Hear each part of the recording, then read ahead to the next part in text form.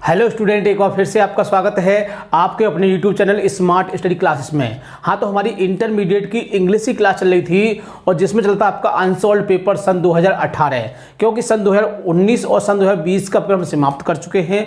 और देखो, इस समय चल रहा है आपका सेट नंबर 2 और आज हम इसका दूसरा पार्ट डिस्कस करेंगे, क्योंकि इसका पहला पार्ट हम आपको बता चुके हैं। तो आज की वीडियो भी आपके लिए बहुत ही महत्वपूर्ण होने वाली है, क्योंकि आज की वीडियो में आपकी देखा जाए तो कम से कम 2 बुक को डिस्कस किया जाएगा। यानी कि जो आपकी एक बुक हटा दी गई है उससे तो कोई मतलब ही नहीं है, लेकिन जो आपकी तीसरी बुक है शॉर्ट स्टोरीज और इसके बाद आपकी जो पोइट्री बुक है उसका भी एक क्वेश्चन डिस्कस किया जाएगा। इसलिए वीडियो को पूरा देखना है, बिल्कुल भी स्किप नहीं करना है, ठीक है। तो बहुत ही अच्छी तरह से देखो, हम इसमें जो टॉपिक है उनको डिस्कस करेंगे, यानी कि शॉर्ट क्वेश्चन को और आपका जो एक्सप्लेनेशन का क्वेश्चन है उसको डिस्कस किया जाएगा, ठीक है। तो जो विद्यार्थी चैनल पर नए हैं वो चैनल को सब्सक्राइब कर लें, बेल आइकन प्रेस कर लें, ताकि आगे आने वाली वीडियो का नोटिफिकेशन आपको आसानी से प्राप्त हो सके, ठीक है। तो ज़्यादा समय ना वेस्ट करते हुए चलते हैं अपने टॉपिक की ओर।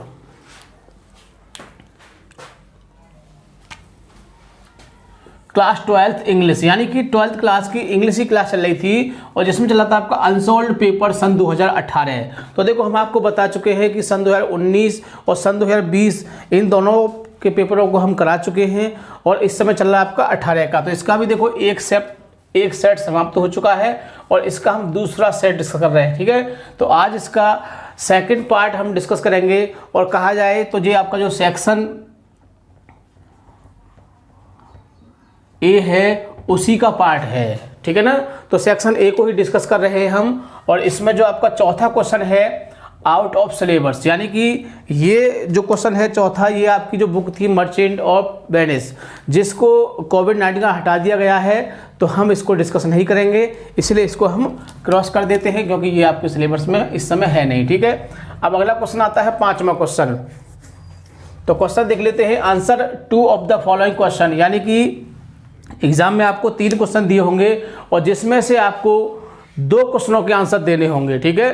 तो आपको जो चैप्टर हैं वो आपके 3 ही चैप्टर हैं इसमें इस समय, तो एक एक क्वेश्चन हो जाएगा आपका देखा जाए।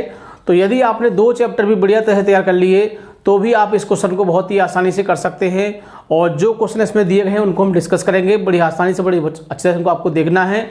और तीनों ही क्वेश्चन इसमें दिए हुए हैं, तो तीनों क्वेश्चन बहुत ही इंपॉर्टेंट हैं, तो तीनों को बड़े ध्यान से देखना है, ठीक है ना। तो क्वेश्चन के लिए मैं आंसर को ले लेता हूँ, क्योंकि हम यहाँ पर क्वेश्चन नहीं लिखते हैं, क्योंकि क्वेश्चन लिखने से कोई बेनिफिट नहीं है।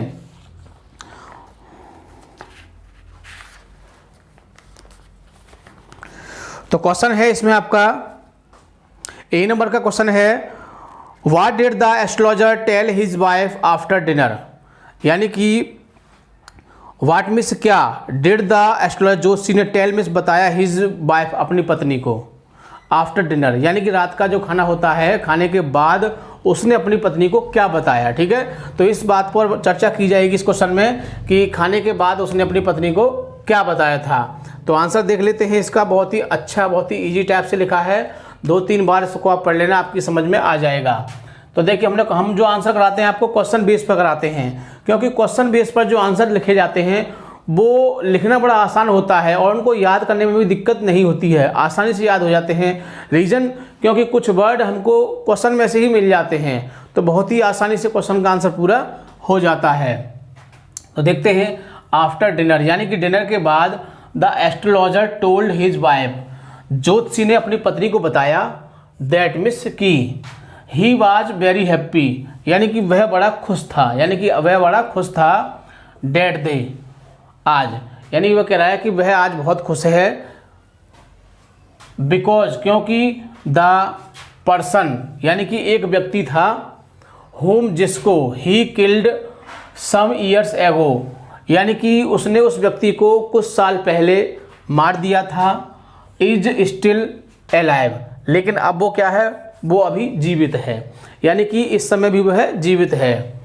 ही वाज बिफोर, वह सामने था, हिम्मा ने उसके, यानी वह उसके सामने था, इन द इवनिंग, शाम को, जब शाम हुई थी तो वह उसके सामने था।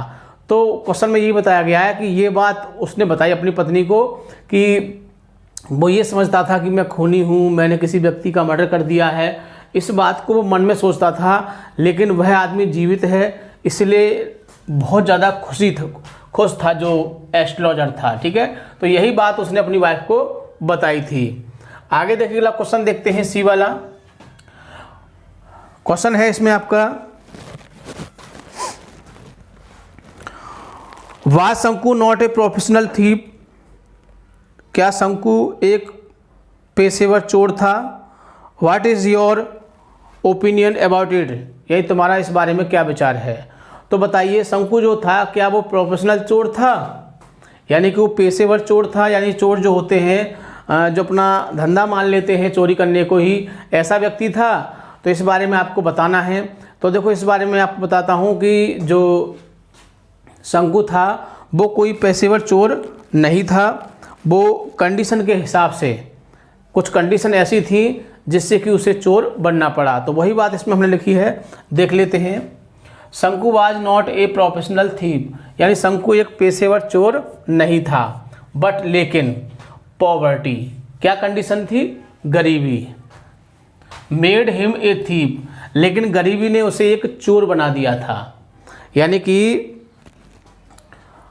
शंकु जो था वो कोई पेशेवर चोर नहीं था, कोई खानदानी चोर नहीं था, लेकिन कुछ कंडीशन थी। वो कंडीशन क्या थी? गरीबी, और गरीबी ने उसको क्या बना दिया था? चोर बना दिया था। सो इसीलिए his soul cursed him for doing so, इसीलिए उसकी जो आत्मा थी उसे कोसती थी ऐसा करने के लिए, यानी उसने ऐसे चोरी की, इसलिए उसकी आत्मा जो थी वो उसको कोसती थी। ठीक है, तो बहुत ही अच्छा हमने लिखा आंसर, 2-3 बार पढ़ लेना, आपको आसानी से याद हो जाएगा। आगे डी नंबर क्वेश्चन देखते हैं इसका। तो क्वेश्चन है, what was the condition of the child? क्या दशा थी बच्चे की after he was separate from his parents, जब वह अपने माता पिता से अलग हो गया था? तो देखो ये वाला क्वेश्चन जो है वो कई तरह से आ जाता है, मैं आपको बता दूं, कम से कम इसके 4-5 तरीके हैं। इस तरह से इस क्वेश्चन को घुमा फिरा के पूछ लिया जाता है और इसका आंसर एक ही होता है। ठीक है, तो इसके आंसर को आपको बहुत ही अच्छी तरह से याद करना है, और ये क्वेश्चन बहुत ही इंपॉर्टेंट है। ज़्यादातर ये क्वेश्चन रिवाइज होता है और रीजन कई तरह से पूछा जाता है, तो ज़्यादातर जो विद्यार्थी होते हैं वो भ्रमित हो जाते हैं कि पता नहीं इसका आंसर ये सही है या नहीं वो सही है। तो इस तरह से आपको इसको बड़ी अच्छी तरह से याद रखना है। मैं तो क्वेश्चन के बेस पर ही लिखाता हूँ, और मैंने ये क्वेश्चन के बेस पर ही लिखाया है। इसका जो कॉमन आंसर है वो पहले मैं आपको बता चुका हूँ कि यदि आपने उसको कॉमन आंसर को याद कर लिया तो वो प्रत्येक क्वेश्चन के लिए चल जाएगा। ठीक है, तो देखते हैं, the condition of the child, बच्चे की जो दशा थी, वाज वेरी पिटेबल, बड़ी दयनीय थी। बच्चे की जो दशा थी बड़ी दयनीय थी। After he had lost his parents, जब उसके माता पिता खो गए थे, यानी जब बच्चे के माता पिता खो गए थे तो उसकी जो दशा थी वो कैसी थी? बड़ी दयनीय थी। He was running here and there, और वह इधर उधर दौड़ रहा था, in search of his parents, किसके लिए? अपने माता पिता की खोज में, यानी अपने माता पिता की खोज में वह इधर उधर दौड़ रहा था। ही वाज शाउटिंग, वह चिल्ला रहा था, लाउडली, जोर से, वह जोर जोर से चिल्ला रहा था। आई वॉन्ट माई फादर, मैं अपने पिताजी को चाहता हूँ, यानी वो जोर जोर से चिल्ला रहा था, मैं अपने पिताजी को चाहता हूँ। आई वॉन्ट माई मदर, मैं अपनी माताजी को चाहता हूँ या मम्मी को चाहता हूँ। एंड ही रिजेक्टेड, और उसने त्याग दिया था, all the kinds of offer, ये जितने भी प्रकार के उसको अवसर मिले थे, ऑफर मिले थे, उन सबको त्याग दिया था फॉर हिज पेरेंट्स, अपने माता पिता के लिए। यानी कि आपने इसकी स्टोरी सुनी होगी कि जो एक व्यक्ति था जिसने इसको उठाया था, उसने इसको सारे ऑफर दिए थे, जो जिन्हें ऑफर की इसको इच्छा थी, जिन चीज़ों को चाहता था, वो सारी चीज़ें इसको दी थी, बट लड़के ने सारी चीज़ों को रिजेक्ट कर दिया था। क्यों? क्योंकि वह अपने माता पिता को ही चाहता था। तो बहुत ही अच्छा क्वेश्चन है, और मैं आपको ये भी बता चुका हूँ कि कई प्रकार से आ सकता है, इसलिए आप इसे बहुत ही अच्छी तरह से याद कर लेना। ठीक है, अगला क्वेश्चन है 6, explain with reference to the context any one, यानी कि एग्जाम में आपको 2 स्टैंजा दिए होंगे और 2 में से किसी एक का आपको रेफरेंस, कॉन्टेक्स्ट और एक्सप्रेशन लिखना होगा। ठीक है, तो देखो सबसे ज़्यादा मुख्य चीज़ इसमें क्या होती है? पहचानना। अगर आपने पैसेज को पहचान लिया, स्टैंजा को पहचान लिया, तो मैं गारंटी देता हूं कि लिख तो आप दोगे, क्योंकि इंटरमीडिएट में बच्चा इतना एक्टिव होता है कि वो उस चीज़ को फॉलो कर सकता है। लेकिन गलती जो होती है उससे वही होती है कि एग्ज़ाम में उसको पहचानने में दिक्कत हो जाती है। अगर पहचानने में दिक्कत हो गई तो ये मान लीजिए 10 नंबर का क्वेश्चन है तो आपको 4 नंबर 5 नंबर मिलेंगे।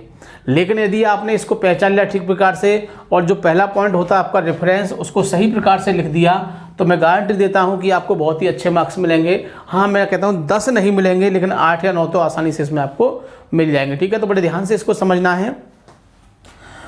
But a smooth lips eyes, तो देखो आइज लिप्स, इससे पहचान लिया होगा आपने कि ये आपका ट्रू ब्यूटी का है, थॉमस कैरोल ने इसको लिखा है। ठीक, यहीं से पहचान लोगे। आगे है वेयर द क्लियर, तो देखो इसमें वेयर शब्द आ गया, तो ये आपका किसका है, माई हेवन का है। तो देखो मैंने बहुत ही अच्छी तरह से इन चीज़ों को बड़ी अच्छी तरह से आपको बताया है कि जो स्टैंजा को पहचानना होता है उसके 2 तरीके बताए हैं मैंने इसको। यानी एक तो आप इसको शब्द बेस पर पहचान सकते हो और दूसरा इसको आप अर्थ बेस पर।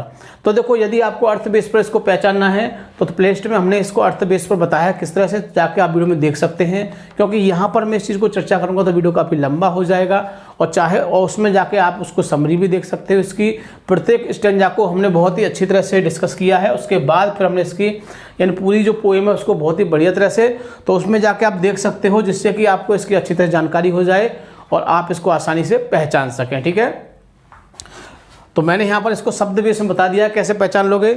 आपने इसको लफ्ज़ इससे पहचान लिया और इसको वेयर से। तो देखो ये जो आपका माई हेवन जो पोएम है जिसे रवींद्रनाथ टैगोर ने लिखा है, इसके प्रत्येक जो भी आपका एग्जाम में पैसेज आएगा उसमें आपको वेयर शब्द जरूर देखने को मिलेगा। ठीक है, तो देखो इसमें भी देखो मैं बता दूं आपको, इसमें 2 पैसेज एक साथ दिए हुए हैं। Where the clear stream of reason, और फिर देखो दूसरा स्टेज यहाँ से है where the mind is led forward by thee. तो दोनों में वेयर आ रहा है, और पूरी पोएम को जाके देख लेना आप, यदि मेरी बात पर बिलीव नहीं है तो पूरी पोएम में देख लेना, जो भी आपका पैसेज जो भी स्टेंजा आएगा उसमें आपको वेयर शब्द मिलेगा, जिससे कि आप शब्द बेस पर बहुत ही आसानी से पहचान सकते हैं। ठीक है, तो शुरू करते हैं। सबसे पहला टॉपिक है इसमें आपका रेफरेंस, जिसको हिंदी में बोलते हैं हम संदर्भ। ठीक है, तो these lines have been taken from the poem, यानी ये पंक्तियां ली गई हैं, कौन सी वाली, ये वाली माई हेवन। किससे ली गई हैं, माई हेवन जो कविता है उससे ली गई हैं। Composed by R.N. टैगोर, मैंने शॉर्टकट में लिख दिया है रवींद्रनाथ टैगोर को, और जिसे रवींद्रनाथ टैगोर ने रचा है। बस इतना ही लिखना होता है, और इतना लिखने से ही मैं बताता हूं कि आपको कम से कम आपके 5 मार्क्स बढ़ जाते हैं। ठीक है ना। तो कॉन्टेक्स्ट, प्रसंग, इन दिस स्टैंजा, यानी इस स्टैंजा में द पोइट सेज, कवि कहता है, that he is very sad at the miserable condition of the country, यानी कि इस स्टैंजा में कवि कहता है कि ही इज़ वेरी सैड, वह बहुत ज़्यादा दुखी है, यानी कवि बहुत ज़्यादा दुखी है। द मिजरेबल कंडीशन, दयनीय दशा ऑफ द कंट्री, देश की दयनीय दशा को देखकर, दयनीय दशा के कारण कवि बहुत ज़्यादा दुखी है। सो इसीलिए ही प्रेज टू गॉड, इसलिए वह भगवान से प्रार्थना करता है, for development and progress of his country, किसके लिए, विकास और उन्नति के लिए भगवान से प्रार्थना करता है, यानी अपने देश की विकास और उन्नति के लिए भगवान से प्रार्थना करता है। And he puts an ideal picture, और वह एक आदर्श तस्वीर को रखता है, आइडियल मीन्स आदर्श, पिक्चर मीन्स तस्वीर को रखता है, ऑफ फ्री इंडिया, किसकी, स्वतंत्र भारत की, बिफोर अस, हमारे सामने, और वह स्वतंत्र भारत की एक आदर्श तस्वीर को हमारे सामने रखता है। तो बहुत ही अच्छा देखो हमने लिखा है। मैं गारंटी देता हूं कि अगर एग्जामिनर ने एक बार भी पढ़ लिया तो पूरे के पूरे नंबर दे देगा आपको। ठीक है, इसी तरह से आपको बढ़िया तरह से इसको याद करना है। ठीक है, अगला लास्ट टॉपिक है आपका एक्सप्लेनेशन। क्या है एक्सप्लेनेशन, को हिंदी बोलते हैं हम व्याख्या। इन दीज लाइन्स, इन पंक्तियों में द पोइट सेज, कवि कहता है, दैट मीन्स की the people of his country, यानी हमारे देश के जो लोग हैं, should be free and fearless, कैसा होना चाहिए उन्हें, फ्री, स्वतंत्र होना चाहिए, फियरलेस मतलब कि निर्भीक होना चाहिए, निडर, यानी हमारे देश के जो लोग हैं उन्हें निर्भीक, निडर, भय से मुक्त या स्वतंत्र होना चाहिए। They should live with dignity, और उनको वैभवता के साथ रहना चाहिए, यानी कि खुशी के साथ रहना चाहिए। They should get free knowledge, और उनको मुफ्त में ज्ञान प्राप्त करना चाहिए, यानी कि देश के लोगों को ज्ञान कैसा मिलना चाहिए, मुफ्त में मिलना चाहिए, तभी तो देश तरक्की करेगा। अगर कोई चीज़ पैसा में मिलेगी तो इतनी जल्दी व्यक्ति तरक्की नहीं कर पाता है। यानी कि कहा जाए कि एक व्यक्ति जो आम व्यक्ति है वो MBBS करना चाहे तो कर सकता है, नहीं कर सकता है। तो वही तो कहा गया है कि ज्ञान कैसे मिलना चाहिए, फ्री में मिलेगा तो सब लोग प्राप्त कर लेंगे। They should not be divided, they should not be divided, उन्हें नहीं बटा होना चाहिए। ड्यू टू कास्ट, जाति के रूप में, क्रीड, मजहब के रूप में, एंड लैंग्वेज एंड रिलीजियस, और धर्म के रूप में। यानी कि व्यक्तियों को जाति, मजहब और धर्म के रूप में नहीं बटा होना चाहिए। दे शुड बी ट्रुथफुल, और उन्हें सत्यवादी होना चाहिए। They should not be slave of the old habit, और उनको गुलाम नहीं होना चाहिए, किस चीज़ का, ओल्ड हैबिट, पुराने रीति रिवाजों का। यानी कि व्यक्तियों को पुराने रीति रिवाज का गुलाम नहीं होना चाहिए, क्योंकि यदि व्यक्ति पुराने रीति रिवाजों का गुलाम बना रहेगा तो वो नए समाज में उन्नति नहीं कर पाएगा। These people should accept new ideas, इन लोगों को नए विचारों को स्वीकार करना चाहिए। दे शुड प्रोग्रेस, उन्हें उन्नति करनी चाहिए। इन थॉट्स, विचारों में, यानी उनको विचारों में उन्नति करनी चाहिए। एंड एक्शन, और कार्यों में, यानी उनको विचारों और कार्यों में उन्नति करनी चाहिए। द पोइट प्रेजेस, कवि प्रशंसा करते हैं। टू गॉड, भगवान से। टू ब्लेसिंग हिज कंट्री, कि हमारे देश को वरदान दो, क्या करो, हमारे देश को वरदान दो। ऑफ फ्रीडम, किसके लिए, स्वतंत्रता के लिए, यानी हमारे देश को स्वतंत्रता के लिए वरदान दो। तो ये था एक्सप्लेशन, बहुत ही अच्छी तरह से आपको इसको याद करना है।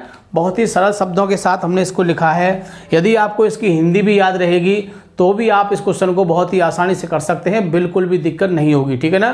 तो आपको बहुत ही अच्छी तरह से जो तीनों क्वेश्चन हैं बहुत ही अच्छे क्वेश्चन हैं। हो सकता है कि सन 2021 में इसमें से आपको कुछ क्वेश्चन देखने को मिल जाए, और जो पैसेज जो हैं एक्सप्लेनेशन के इसमें से भी आपको मिल सकता है। इसलिए इनको बहुत ही अच्छी तरह से याद करना है ताकि आप इनको एग्ज़ाम में लिख सकें। और जैसे ही आपको याद हो जाएं तो इनको आप लिख के देखोगे, क्योंकि एग्ज़ाम में आपको लिखना है न कि सुनाना है, ठीक है ना।